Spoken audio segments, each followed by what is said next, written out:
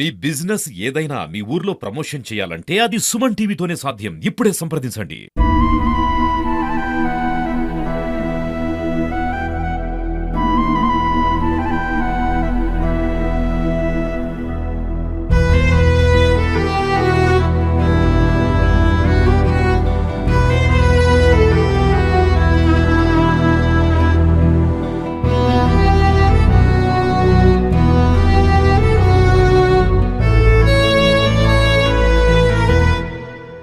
Hi hello నమస్తే welcome to Suman TV.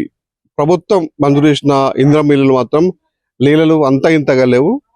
ప్రస్తుతం మనం మహబూబాబాద్ జిల్లా బయ్యారం మండలం నామాలపేట గ్రామంలో ఉన్నాం. ఇక్కడ 8 ఇల్లు ఇందిరా మిల్లు మంజూరు అని తెలుస్తుంది. ఏ ఇంటికి పోయినా కూడా వాళ్ళ గోడు మొత్తం వర్ణాతీతంగా ఉంది. ఎందుకంటే సుమారు 7 నుంచి 8 ఇల్లు ఇక్కడ మంజూరు నేపథ్యంలో ఒకే కాంట్రాక్టర్ అంటే కాంట్రాక్టర్ కి డబ్బులు ఇచ్చారని తెలుస్తుంది. 5 లక్షలకి ఒప్పందం కూర్చుకున్నాడు. ఒక్కొక్క ఇంటికి 5 లక్షల నుంచి పైకి కూడా ఇంకా ఎక్స్ట్రా 1 లక్ష నుంచి 2 లక్షల వరకు కూడా ఎక్కువ డబ్బులు నాకు ఇవ్వాలని చెప్పేసి ఆర్డర్ జారీ చేయడంతో వాళ్ళు మాత్రం డబ్బులు లేక వాళ్ళు గోడ వరకు పరిమితమై నాన్న అవసరం పడుతున్నారు. ఒకటి మనం చూసాం. ఇప్పుడు ఇంకొక దృశ్యం మీకు చూపెట్టబోతున్నానా. పైసా బయట భిక్షాటన చేసుకొని తనకి ఒక గూడు ఉండాలి, నాకు నిల్వ నీడ ఉండాలని చెప్పేసి రూపాయి కూడబెట్టుకొని బయట భిక్షాటన ఎత్తుకొని ఇల్లు కట్టుకున్న పరిస్థితుల్లో తన ఇల్లు మొత్తం మధ్యలో ఆగిపోయింది. ఇప్పుడు నేను ఎక్కడ పోవాలని చెప్పేసి పాప ఈ వృద్ధ దంపతులు కూడా ఏడుస్తూ బాధపడుతున్న సందర్భం మనం చూసుకోవచ్చు. ఇందిరమ్మ ఇల్లు వచ్చింది, కళ నెరవేరింది, కానీ ఆ కళ కన్నీళ్ళలో మాత్రం పోతుందని చెప్పేసి ఆ వృద్ధ దంపతులు ఏడుస్తున్న దృశ్యాలు చూడండి ఒకసారి. పాపం వాళ్ళకి ఇల్లు వచ్చిన సంబరం కూడా వాళ్ళు లేకుండా అయిపోయింది. 2 లక్షలకి వచ్చిన బిల్లులు కూడా తను కాంట్రాక్ట్ తీసుకున్నాడు. ఇంకా 3 లక్షలతో ఇల్లు అయిపోతుంది. అవి కూడా కాకుండా కూడా ఇంకా 1 లక్ష నుంచి 2 లక్షల వరకు పైచీలకి నాకు భారీ మొత్తంగా నాకు డబ్బులు ఇస్తేనే మీకు ఇల్లు కడతా అని చెప్పేసి చెప్పడంతో వీళ్ళు ఏ అధికారి అయ్యే కాలు పట్టుకోవాలి, ఏ అధికారి దగ్గర పోయి వీళ్ళకి గోడ చెప్పుకోవాలి. ఎవరి దగ్గర పోయినా కూడా వీళ్ళు కనీసం మరి వీళ్ళ మీద జాలి దయ కూడా కలగని పరిస్థితులు ఉన్నది. ఇవాళ కూడా వీళ్ళు బయ్యారం పోలీస్ స్టేషన్కి వెళ్ళి కూడా ఎస్ఐని కలిసి కూడా తమ గోడు వినియోగించుకున్నారని కూడా తెలుస్తుంది. అసలు మరి వీళ్ళ కన్నటి కాదేంటి అని తెలుసుకునే ప్రయత్నం చేద్దాం.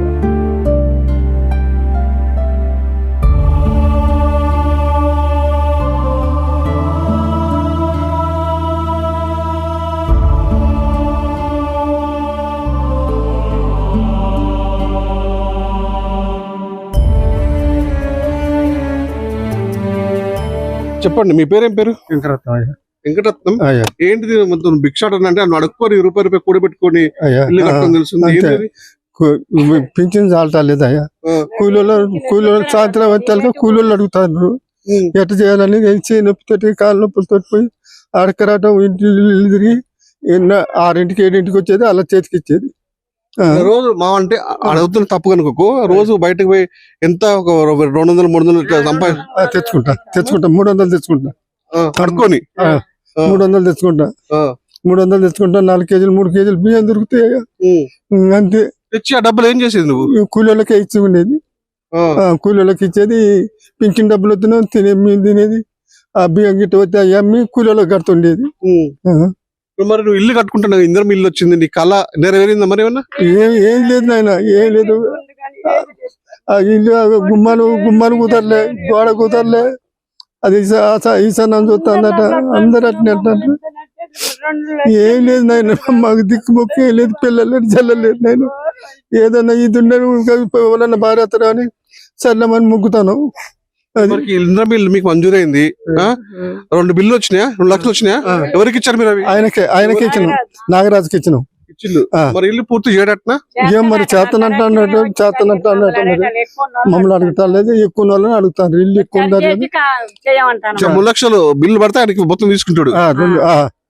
5 లక్షలు ఆయనకి ఇచ్చేది, మాకు 10 పైసలు వచ్చేది లేదు. ఇక తగిలితే మళ్ళీ మేము పెట్టుకోవాలి కూలి వాళ్ళకి. మొత్తం వంకర తింకర అయిపోయింది కదా మొత్తం అదంతా. ఇల్లు లెక్క లేదు కదా, అంత వంకర తింకరగా మరి చూసుకోలేదు. మరి కట్టినప్పుడు కూడా ఆయన అందరు ఒకసారి ఎంత అడ్డం తిడ్డం కట్టింది. అది మరి ఇల్లు అనుకున్నారా ఇంకా వేరే అనుకున్నారా అర్థం కాని పరిస్థితులు చూడండి ఒకసారి. గుంతలుగా ఒక కిందికి ఒక పైకి ఒకసారి కిందికి. అంటే ఈ ముసలి అంటే ఈ వృద్ధ దంపతులు మరి తనని ఎవరు ప్రశ్నించారో అనుకున్నాడు ఏమో, కానీ ఆ కాంట్రాక్టర్ అంతా నిర్లక్ష్యంగా చూడండి ఒకసారి గోడ కూడా కూలిపోయి కనీసం ఇట్లా కొడితే కూడా వీటిని గట్టిగా ఇట్లా కొడితే కూడా ఊడే పరిస్థితిలో ఉన్నాయి ఇవన్నీ. ఇంత నిర్లక్ష్యంగా కడుతుంది పాపం. మరి వాళ్ళు ఉండాలా పోవాలన్న మనకు ప్రశాంతంగా మారుతుంది. పోవాలనే కట్టిండు. తల్లి మీరు చెప్తారు ఏం జరిగింది తల్లి అసలు? నేను అందరిలా కట్టుచారని అన్నా. నేనేమన్నా నాకు దిక్కు లేదు మొక్కు లేదు. అయ్యా నువ్వే ముగ్గు పోయి అని మాకు ముగ్గు పోయింటే పోసిండు ఆయనే కట్టిండు. అందరిలా కట్టుచారు అంటే అందరిలా కడతామమ్మ అన్నాడు అంతే. ఇప్పుడు ఎలక్షన్ వచ్చిన ఆయనకి రెండు ఇచ్చిన సార్. మరి కట్టగట్టిన ఇప్పుడు ఇంకా కడతారట కానీ సర్జరీ అంటాను నేను. మంచిగా లేదుగా సర్జరీ కట్టాట. మరి దానికి ఏమంటారు ఏనా అని చెప్తారో మీరే చెప్పింది కదా. నేనే చూసారా ఈ వృద్ధ దంపుల దీన గారైతే కళ అంటే ఇంద్రమ్మ వచ్చిందన్న సంబరం కూడా వాళ్ళకి లేని లేదు. ఇంతవరకు వర్షాలు వస్తున్నాయి, తడుస్తున్నాము, ఏదో చిన్న అక్కడ పట్టా వేసుకొని వీళ్ళు కూడా అక్కడ బతుకు జీవుడు అనుకుంటే వాళ్ళు జీవిస్తున్న పరిస్థితి ఉంది. ఇప్పటికైనా ఉన్నతాధికారులు వీళ్ళ మీద జాలి కనికరంగా చూపించి ఉన్నతాధికారులు స్పందించి వెంటనే ఇంద్రమ్మ ఇల్లు మొత్తం పూర్తయ్యే విధంగా చర్యలు తీసుకోవాలని చెప్పేసి సుమన్ టీవీ తరఫు నుంచి మనం కూడా కోరుకోవాల్సిన పరిస్థితి ఉంది.